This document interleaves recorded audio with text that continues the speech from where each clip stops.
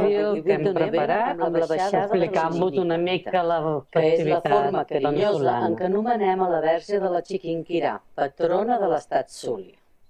Com a Veneçuela no celebrem el Dia dels Reis d'Orient, la canalla escriu la carta al nen Jesús i el 25 de desembre al matí es lleva per obrir els regals que hi ha sota l'arbre. Els mesos de desembre i gener solen ser els més frescos, i és quan apareix un personatge que es diu Pacheco i que és la història d'un floricultor que vivia a la muntanya Àvila i que baixava a Caracas a vendre les seves flors i a cercar un clima més càlid. D'aquí ve l'expressió venezolana «Llegó el Pacheco».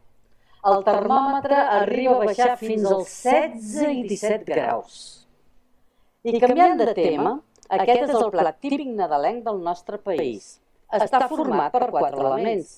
La llaca, que és una massa de blat de moro farcida d'un guisat de carns, verdures, olives, panses, etc.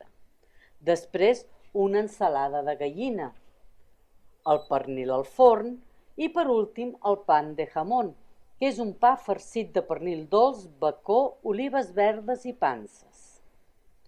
I com a tots els països, no poden faltar les típiques nadales venezolanes, que aquí es diuen gaites i que no tenen res a veure ni amb les gallegues ni amb les escoceses. És un tipus de música originària de l'estat Zulia i que s'han estès per tot el territori nacional. Aquestes gaites, entre altres particularitats, donen peu a importants concursos musicals. I desitjant-vos que passeu un molt bon Nadal i que ens retrobem el 2022, us deixem amb una de les gaites més conegudes del país.